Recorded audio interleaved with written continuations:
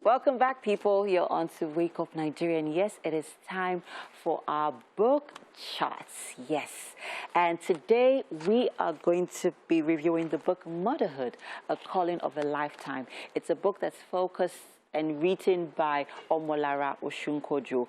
We have the author here, and this is basically a loving note to mothers, especially first-time mothers, and then, how to prepare for their maternal journey. Yeah. Welcome to the show. Thank you very much. All right, so let's dive right into it.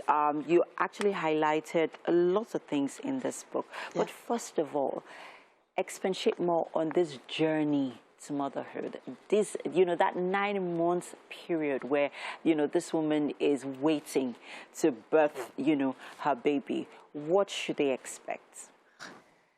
Actually, it's a lifetime calling, and I call it a ministry. Okay. Why?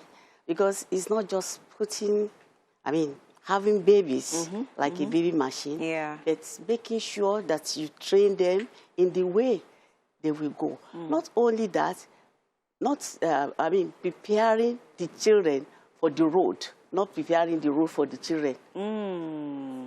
Interesting. Now, I see here that you also talked about the role of the father during pregnancy, but which is very important because a lot of men do not understand what to do, how to do it, and when to do it. So please, take us through that. Thank you very much. But recently, I found out that crop of fathers, they are more responsible now.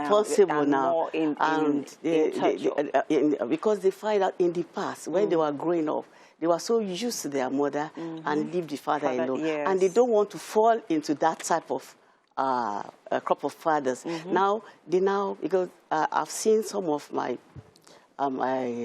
in-laws, we see them looking after the children, even taking that,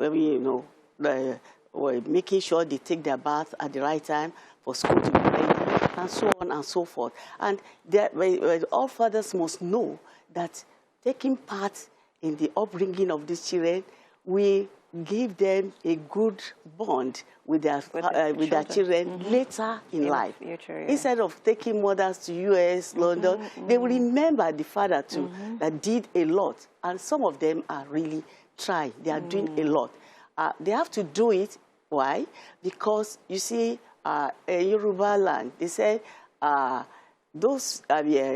anybody that is so close to the child usually bond with them. And the father too must be close to their children so that they will see what the mothers are enjoying later in life.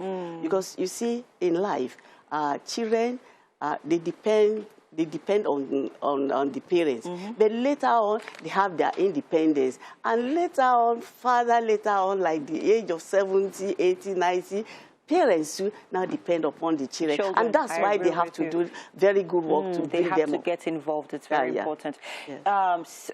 There was something here that you talked about, going back to work. Yeah. That is, after the 3 months of being with the baby, after maternity leave, the woman has to get back to work. And there's usually that guilt every mother feels about leaving their babies, because they're still weaning them at that period. There's that certain guilt, and you highlighted it here in this book. Would you like to expatiate more on it? Sure. First of all, I just want you to know that, I think Lagos State is trying to put more months, like 6 months, which is good. In England, it's 1 year, so that you have the time to bring up the toddler, the baby, properly, because children, they are easily affected with whatever is not right. Every area of. So I think for mothers who are very strong, they can start their maternity leave when they're about to put to bed. But not all women are strong like that. I'm using my own experience. Until when I get to bed, I put to bed, that's when I will write. Because I was expecting to use that 3 months judiciously with the child. But we are not giving birth. I mean, when we are talking about strength, and so after you have spent 3 months, but before the expiration of 3 months, the mother should be able to go around and see for herself, not what people are telling them, that place is good, that place is good, because do your own check. Do your own, yes, and find out, and use the time to watch how they do it, what they are doing. Is it all right? Is it okay? With it? Are you okay with it? Are they ready to take your child? About 6:30, you are going to work. Are they ready to look after them until you come back from work? Yeah. Like people work in the bank. Yeah. You don't come back early like that. Yeah, I agree with you. And the environment. Yes, very important. Very, very important. Quickly here, let's dive into the child's development, which is very key.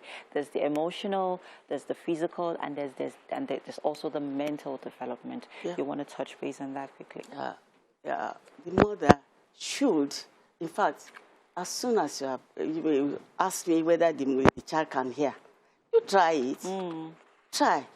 As soon as you are pregnant, you can talk to, talking to the child in your stomach. You are developing too. You may not take it, science has not really told us that today here, but you try it. By trying it, it will help you to develop when the child is actually out. Like in those days when I wanted to go out and say, baby, I have to go out now. I hope there's no problem. Just be calm.